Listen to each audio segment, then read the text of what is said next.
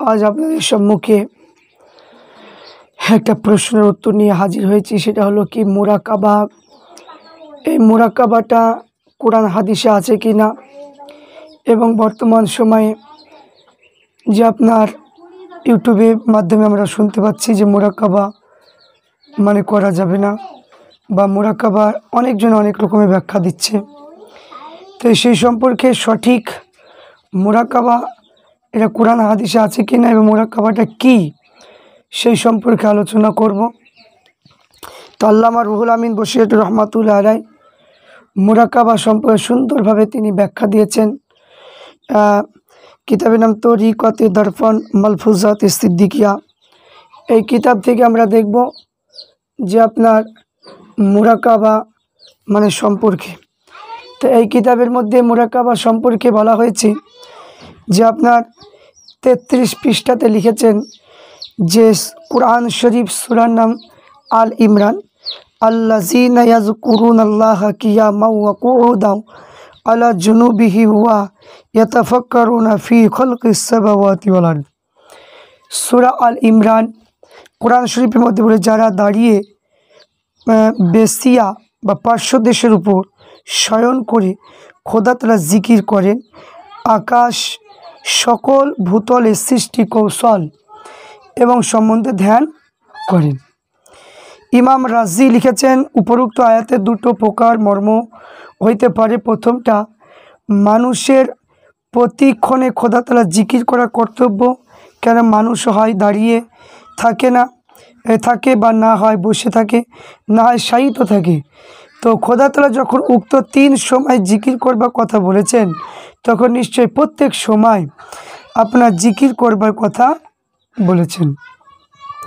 দ্বিতীয় মর্মটা, জিকির মানে করা মর্ম হচ্ছে নামাজ পড়া। তো এই সক্ষমতা অবস্থায় দাঁড়িয়ে নামাজ পড়বে, অক্ষমতা অবস্থায় বসে কিংবা শয়ন অবস্থায় নামাজ পড়বে। প্রথম প্রকার মর্মে গ্রহণ করা উত্তম, কেন বহু আয়াতে জিকিরের শ্রেষ্ঠ বর্ণিত হয়েছে। আল্লাহ রসুল সাল্লাল্লাহু আলাইহি ওয়াসাল্লাম বলেছেন, যে ব্যক্তি বেহেশতের উদ্যানে বিচরণ করতে অভিলাষ হয়, তাহাকে অধিক পরিমাণ জিকির করা হচ্ছে আবশ্যিক। এবং খোদা তাআলা প্রথম জিকির কথা উল্লেখ করেছেন, কিন্তু জিকির বিনা ফিকিরে ধ্যান সিদ্ধ হতে পারে না। সেই হেতু তিনি পুনরায় আকাশ ও পৃথিবীর সৃষ্টি কৌশলের প্রতি ধ্যান করতে বলেছেন। আল্লাহ রসুল বলেছে, খোদার সৃষ্টি কৌশলের প্রতি ধ্যান করবার তুল্য ইবাদত আর নাই। কেউ কেউ বলেছে, ধ্যান মানুষের অলস্য দূরীভূত হয়, পানি শস্য উৎপন্ন করে, সেই ধ্যান হৃদয় পরকাল ভয় আনয়ন করে। তা আল্লাহ রসুল বলেছে, তোমরা মাত্তার পুত্র মানে কি যে ইউনুস আলাইহিস সালাম অপেক্ষা আমাকে শ্রেষ্ঠ জানিও না, কেন প্রত্যেক দিবসে তার জন্য জগৎবাসী নেকি সমতুল্য নেকি আকাশের উত্তোলন করা হয়। তাই এখানে যে নেকি লাভ করা সক্ষম হয়েছিলেন, তাই কোনো মানুষ কেবল অঙ্গ প্রত্যঙ্গ জগৎবাসী মানে তার নেকি তুল্য নেকি করতে সক্ষম হতে পারে না। তাই ইমাম রাজি আরও লিখেছেন, খোদা তার জাত ও শিবা সংক্রান্ত দলিল সমূহ ধ্যান করা সিদ্দিক নামীয় সাধকের অনুচ্চ কার্য। তারপরে আরও বলেছেন, তাফসীরে কবির 34 পৃষ্ঠায় লিখেছেন, 34 খণ্ড 121 পৃষ্ঠায় লিখেছেন যে কোরআন শরীফের সূরা হামিম সেজদায় লিখেছে কি, সানুরি হিম আয়াতিনা ফিল আফাকি ওয়াফি আনফুসিহিম, যে আমি অতি সত্য তাহাদেরকে আমার নির্দেশ সকল জগতের চারিদিক তোমাদের জীবন প্রদর্শন করিব। আল্লামা শেখ ইসমাইল আফিন্দি লিখেছেন, আফাক অর্থে আকাশ ও ভূতলের চতুর্দিকে আরশ পর্যন্ত যা কিছু আছে উহাকে আলেমে কবির বলা হয়। আনফুস অর্থে মানুষের মধ্যে যা কিছু আছে ও আলমে কবিরে যা কিছু আছে মানবদেহে তৎসমূহ আছে আলামে সগীর বলে। খোদা তাআলা উক্ত দুটো মানে আলেমের সম্বন্ধে ধ্যান করতে বলেছেন। তাফসীর রুহুল বায়ান 3য় খণ্ডের মধ্যে আছে। কোরআন শরীফের সূরা জারিয়াতে লিখেছে, ওয়াফিল আরদি আয়াতুলিল মুকিনিনা ওয়াফি আনফুসিকুম আফালা তুবসিরুন, যে ভূতলে বিশ্বাসীদের জন্য যে নির্দেশন সকল আছে, তোমাদের অন্তরে নির্দেশ সকল আছে, অন্তরে তোমরা কি দেখছো না? তো এখানে খোদা তাআলা মারিফতপন্থীদের পৃথিবী স্থির মানে কি আধ্যাত্মিক নির্দেশন সকল জ্ঞান চক্ষু দর্শন করতে বলেছেন। জগতে যে কোনো পদার্থ আছে মনুষ্যর মধ্যে তা দৃষ্টিত আছে। তফসির রুহুল মাআনি 8ম খণ্ডে 223 পৃষ্ঠা।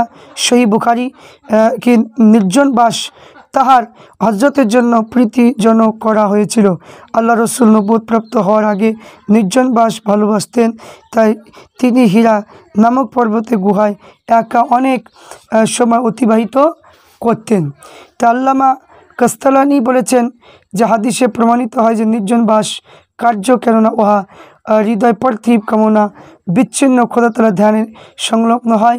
ওই হৃদয় হিকমতের তত্ত্ববোধনে প্রবল প্রবাহিত হয়। মানুষ যে সময় জগৎ হইতে আত্মা হইতে বিচ্ছিন্ন হয়ে খোদার ধ্যান নিম্নগ্ন হয়, সেই সময় তার অবয়ব গুপ্ত তত্ত্বজ্ঞানে আধার হয়ে পড়ে।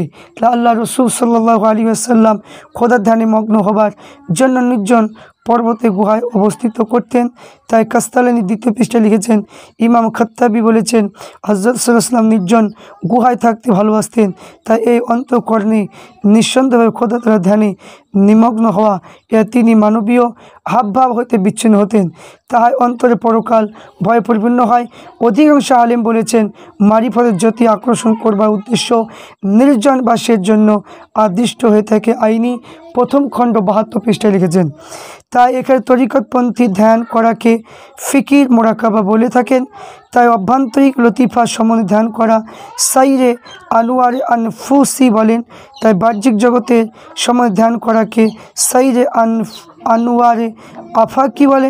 তাই খোদার নাম সিফাতের গুণাবলী জেলাল প্রতিচ্ছায়া তিনি কিরূপ জগৎবাসীর সঙ্গে আসেন, এই ধ্যান করাকে ভেলায়েতে সুগরা বলে।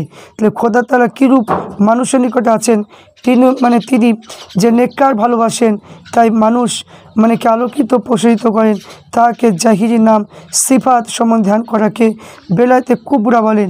তার বাতিনি নাম সিফাত সম্বন্ধে ধ্যান করাকে বেলায়েতে ওলিয়া বলেন। নবুয়ত ও রিসালাত উলিল আজমি কি যে দরজাগুলি সম্বন্ধে ধ্যান করাকে কামালাতে নবুয়ত, কামালাতে রিসালাত, কামালাতে রসুল আজম কি বলে। তারপরে যে কাবা এবং নামাজ কোরআন ইত্যাদি সম্বন্ধে ধ্যান করা হাকিকাতে কাবা, হাকিকাতে কোরআন, হাকিকাতে সালাত বলে। মোরাকাবা করতে করতে চক্ষু উন্মোলিত হয়ে যায়, এ আধ্যাত্মিক জ্যোতিপ্রাপ্ত তত্ত্বজ্ঞান লাভ করা সক্ষম হয়। তাই সূরা জুম্মার মধ্যে লিখেছেন যে আফামান সারাহাল্লাহি সদরুহু লিল ইসলামি ফাহুয়া আলা নূরি মিন রাব্বিহিম। জুমার মধ্যে এই এটা লেখা আছে যে অনন্ত খোদা তাআলা যার হৃদয়কে ইসলামের জন্য প্রসূত করেছেন, সেই ব্যক্তি আপন প্রতিপালকের আলোকের উপর আছেন। তা আল্লাহ রসুল যে উক্ত জ্যোতি যা সূর্যগ্রহণে নামাজ পাঠকালে বেহেশতে দুজক দর্শন করেছিলেন, তার নিদ্রিত অবস্থায় ত্রিজগতের অবস্থা অবগত হয়েছিল। তাই নামাজ পাঠকালে অগ্রপশ্চাতে লোকেদের অবস্থা জানতে পারতেন। হযরত ইব্রাহিম আকাশে ভূতল রাজ্য অবস্থা জানতে পারতেন, দর্শন করেছিলেন। হযরত উমর ফারুক মদিনা শরীফে মসজিদে মেম্বারে দাঁড়িয়ে সারিয়া নামক সেনাপতির দুরবস্থা যুদ্ধ অবস্থা দর্শন করিয়েছিলেন। তাহলে এখান থেকে বুঝতে পারলাম যে মুরাকাবা কোরআন হাদিস অনুযায়ী রয়েছে, তাই মুরাকাবা করা এটা হলো জায়েজ। তাই এখান থেকে আমরা দলিল হিসাবে সাব্যস্ত পেলাম কোরআন শরীফ তফসির এবং হাদিস থেকে আমরা পেলাম যে মুরাকাবা করা এটা জায়েজ, নিঃসন্দেহ এটা জায়েজ, এটা আহলে সুন্নাত ওয়াল জামাত এখানে প্রমাণিত। এবং ফুরফুরা শরীফের অন্যতম উজ্জ্বল নক্ষত্র, যিনি প্রধানতম খলিফা বড় মাওলানা আল্লামা রুহুল আমিন বসিরহাটি রহমাতুল্লাহ আলাইহ তরিকতে দর্পণ কিতাবে এর প্রমাণ তিনি দিয়েছেন। আল্লাহ পাক সঠিক মতটা খুঁজে দেওয়ার যে আমরা সঠিকটা পেয়েছি। আল্লাহ পাকের দরবারে শুকরিয়া, সকলের আলহামদুলিল্লাহ। এই বলে আমার এখান থেকে